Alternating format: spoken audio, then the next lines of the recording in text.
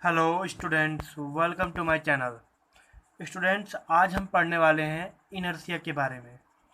तो इससे पहले की वीडियोज में मैंने Newton first law of motion बता रखा है, इनर्शिया को भी बता रखा है कि इनर्शिया होता क्या है और कैसे वो न्यूटन फर्स्ट लॉ उसको डिफाइन करता है, उसको डिस्क्राइब करता है।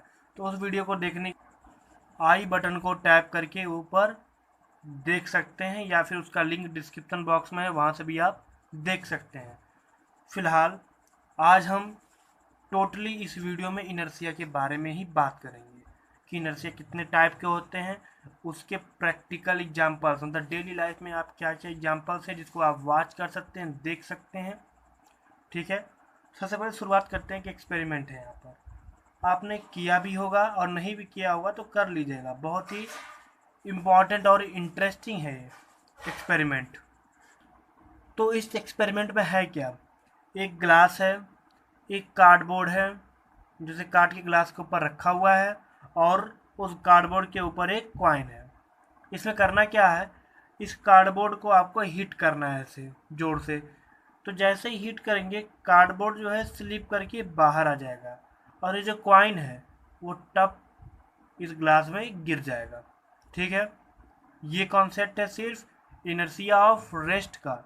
ठीक है, अगला प्रैक्टिकल लाइफ एग्जांपल आपने कैरम बोर्ड में देखा ही होगा कि कैरम बोर्ड में जब क्या होता है, ऐसे जब कॉइन्स का पाइल लगा होता है तो जब हम यहाँ से स्ट्राइकर से स्ट्राइक करते हैं इसे, तो नीचे वाला कॉइन निकल जाता है और बाकी के ऊपर वाले कॉइन्स एज इट इज नीचे भट से बैठ जाते हैं, कोई उसमें से गिरता नहीं है। ये भी किसका एग्जाम्पल है, इनर्शिया का ही एग्जाम्पल है। अब हम चलते हैं इनर्शिया कितने टाइप्स के होते हैं वो जान लेते हैं। तो इनर्शिया 3 टाइप्स के होते हैं basically, inertia of rest, inertia of motion और inertia of direction. Inertia of rest है क्या, इनर्शिया ऑफ रेस्ट को आपको ऐसे समझना है कि मान लेते हैं ये कोई बॉडी है, इसको यहाँ पर रख दिया हमने तो ये रेस्ट कंडीशन में है।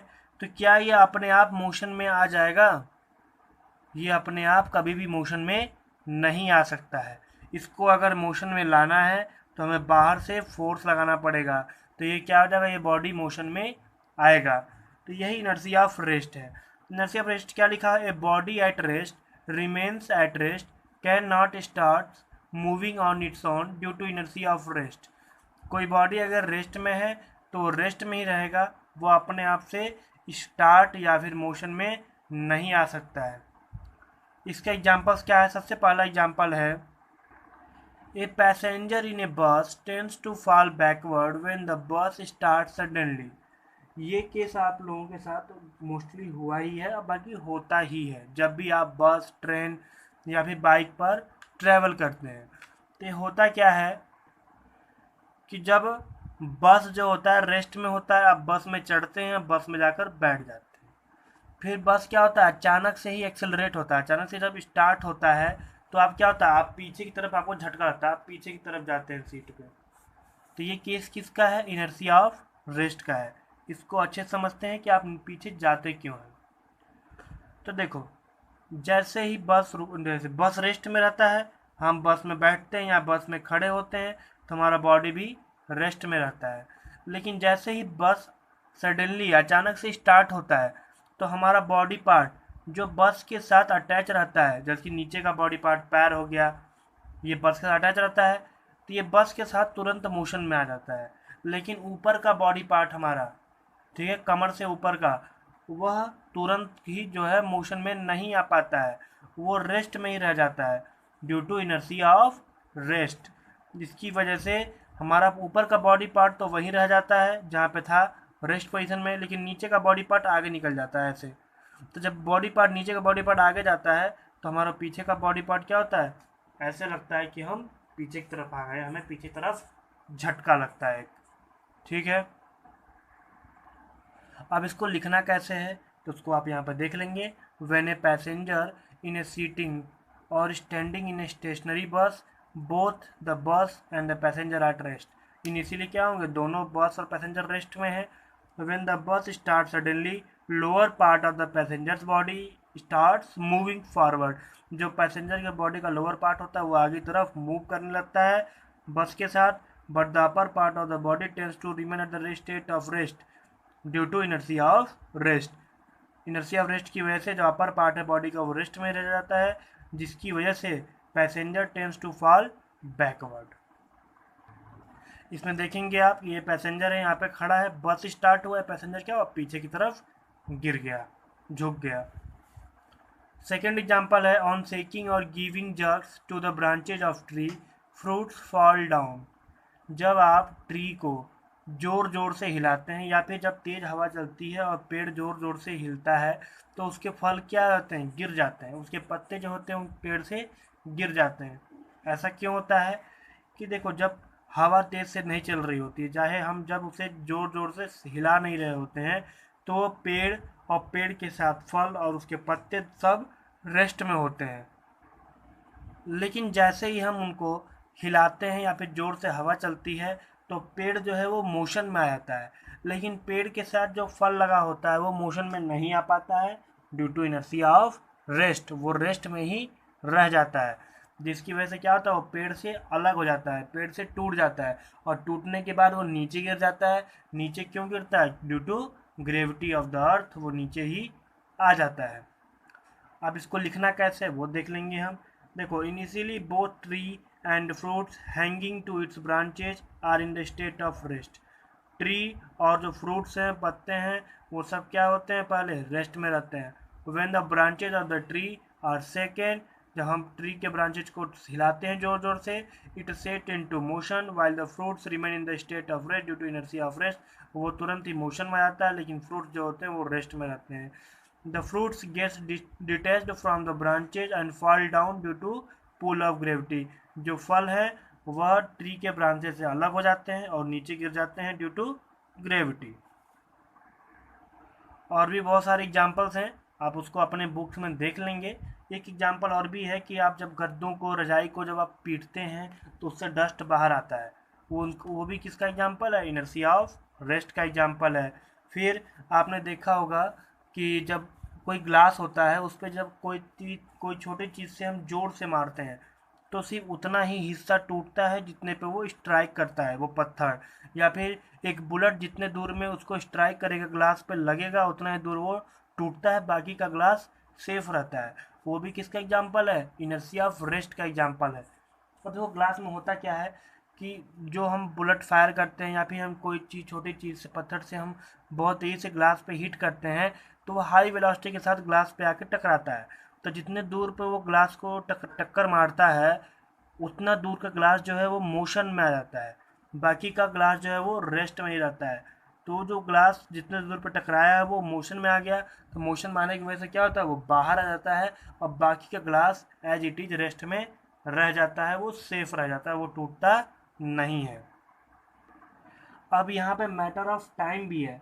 अब कोई कोई किसी बड़े पत्थर से आप धीरे से फेंकेंगे ग्लास के ऊपर तो ग्लास पूरा का पूरा टूट जाता है। वो ऐसा क्यों होता है कि जब हम धीरे से फेंकते हैं तो जो टाइम है वो बढ़ जाता है।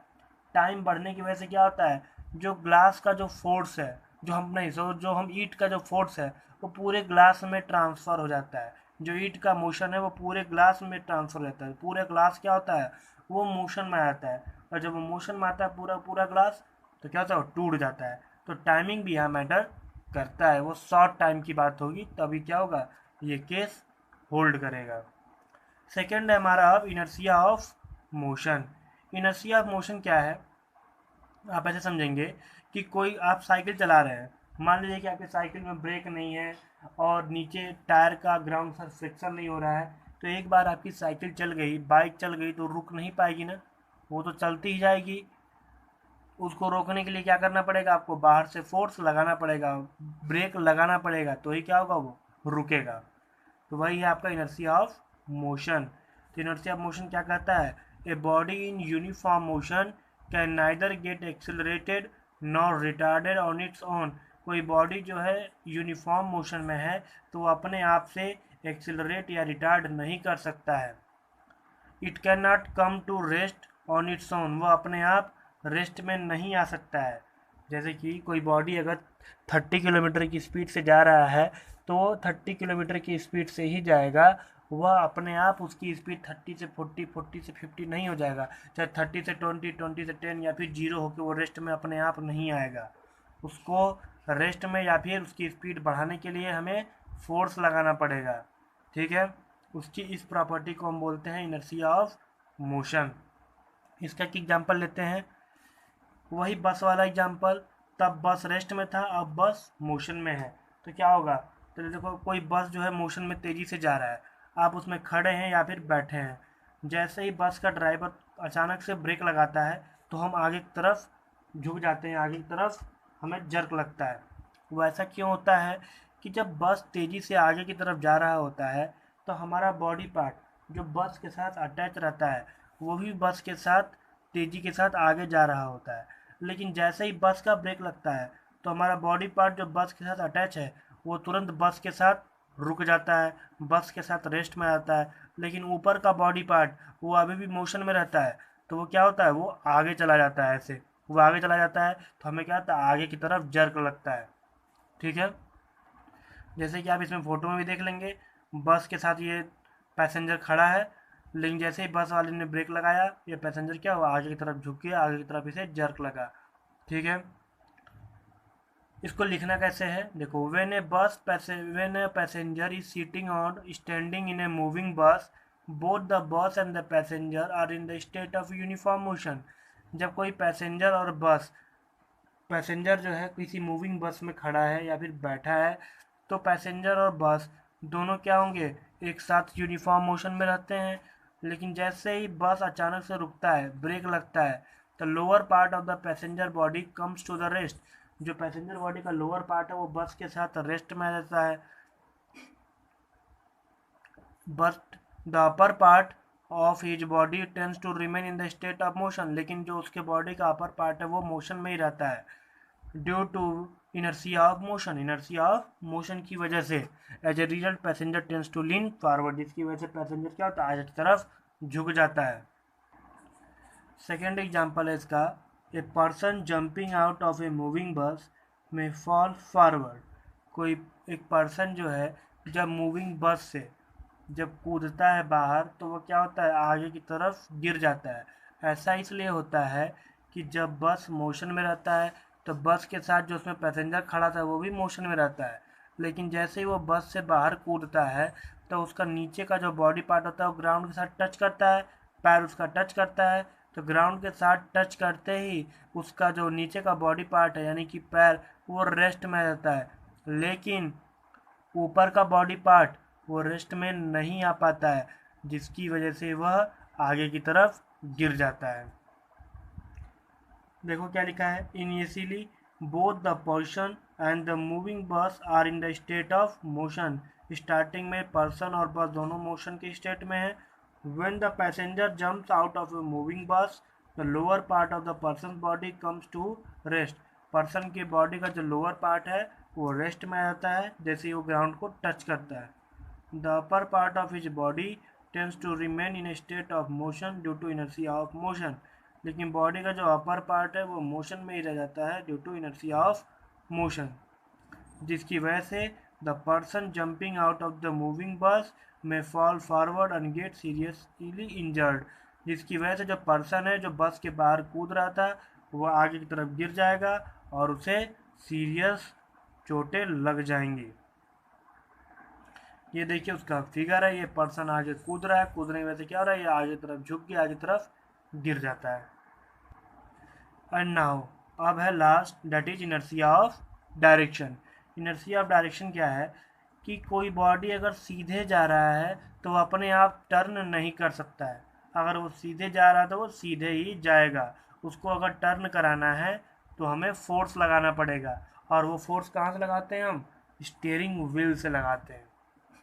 अब ये कैसे लिख सकते हैं इनर्शिया ऑफ डायरेक्शन को हम, a body moving along a straight line will continue to move along the same direction unless some external force changes its direction of motion। वही जो मैंने बोला है वही यहाँ पे लिखा हुआ है, इसको आप नोट कर सकते हैं इनर्शिया ऑफ डायरेक्शन के लिए।